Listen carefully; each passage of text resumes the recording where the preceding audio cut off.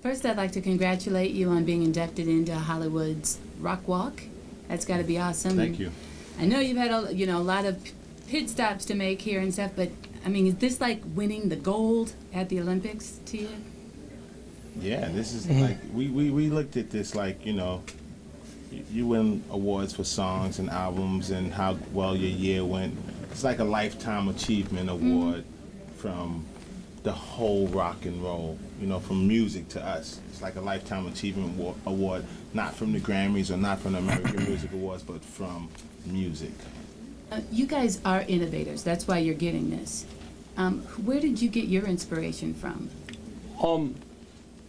I was just talking about this rap was going on, but then there was this group named Cold Crush who practiced and used turntables and their rhymes. It was it got more like a band when Cold Crush and Grandmaster Flash and them did what they did and Curtis Blow did what they did, but something about we bridged the old school and the new school.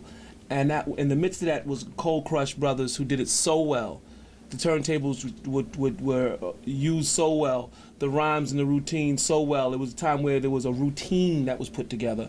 And we were inspired of that era, which had to be 81, 80, 81, 80, or even 79, or no, 79 through 80. Those 4 years. There was something going on. There was a small seed of it, and we grabbed that. And that was the beginning of what we started. And then as we went further into being on the road, we incorporated some things into it. It's like that.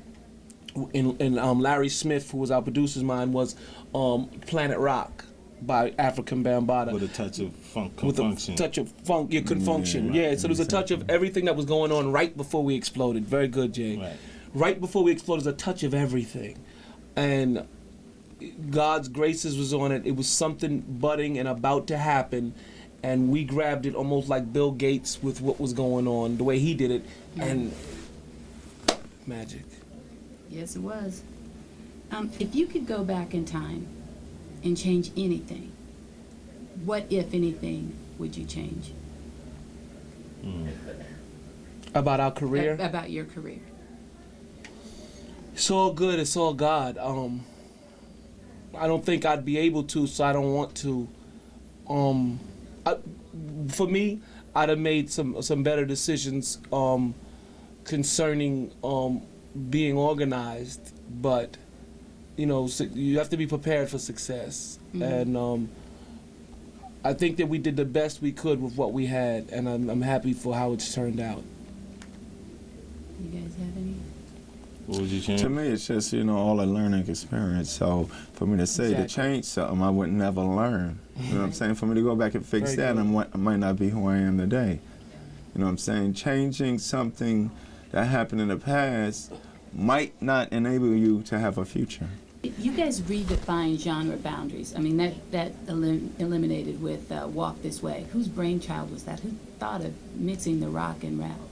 Well, it was before Walk This Way. We had on our first album we made a song called Rock Box, and that brainchild was Russell Simmons and Larry Smith's, and we made Rock Box. And after Rock Box, we named our second album King of Rock. So we was already on a rock vibe, and MTV gave us a lot of support with King of Rock. They played our video a lot.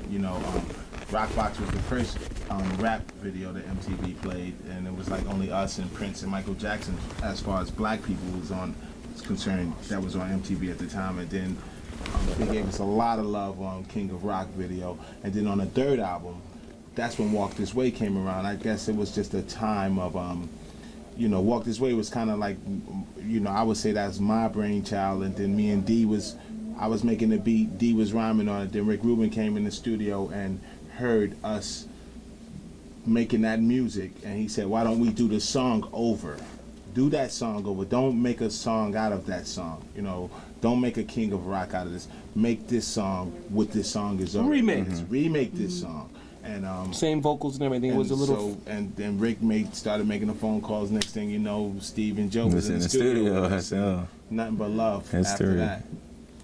Okay, I'm gonna take it in a whole different direction now. You've had all the first gold album for rap, first platinum, first Billboard pop First top rap 10. group to be on American Bandstand. With all this, can you remember your first kiss? Wow, Jesus, she come from the left field. On that's left. Never heard that. Can I remember my It's first good. kiss? No, just People, what's this? You're I must be trying to go big back. You know what? nowadays. Because I'm little. I'm Kissing little. I her, gotta kissing go your way mother. back, right? you was kissing your mother. You was kissing. No, you no, said no. your first You always kiss with a kiss. female. Your first kiss with a female. That goes back to like, you know, young, I can't remember youngster. Some things that you know. You might black remember out. one, but then you don't know if you don't remember Right, the other one. right. You might One that start meant finding- something to you. Flow. You might want to. Wow, you might want to block that out. You might not want to. You might not want to remember that. Ooh, you said flow. Who remembers? It's terrible. We don't know. Or you're not telling. I'm not telling. I guess we don't know. Okay, and you know, partnerships, the band, it's like a marriage.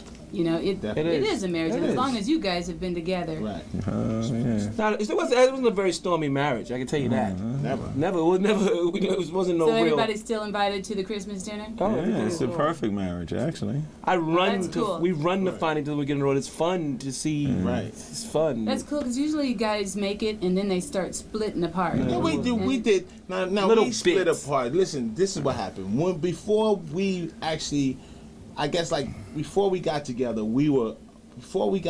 a group, we were friends. You know what I mean? Friends from the same neighborhood and friends just, you know, kind of tight.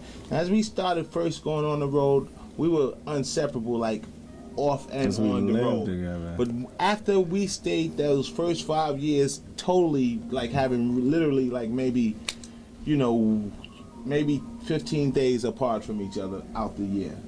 Then we started hanging out. Then you come home, I started hanging out with my girlfriend. Joe started hanging out with his girlfriend. D started hanging out with his friends from the neighborhood. That you know, we all have friends from the neighborhood It has nothing to do with Run-D.M.C. that has nothing to Right, do with right. Run-D.M.C. They're all of our friends are friends of each other's. But then, you know, I got a couple of few friends here and a few friends here that we've neglected. You know, some friends will probably start feeling a little jealous because you're not with them anymore. So you come home, you start spending time with them because we actually lived together. We became closer than friends. Like it was like a marriage, like brothers, closer than brothers, closer than everything. You know, so if I need to talk about something, you know, if anything is going down, these were the dudes. So, yeah, of course you get older. We have families now, so we spend our time together when we do go out on the road. Now, to really, you know, keep it real, we spend our most time when we're together. Like we don't get a chance to be together all the time now because of the lives and the families and the businesses, you know. But when we get on the road, it turns back into 1983 again. Exactly. We joking, laughing, bugging, you know what I mean, Right, together.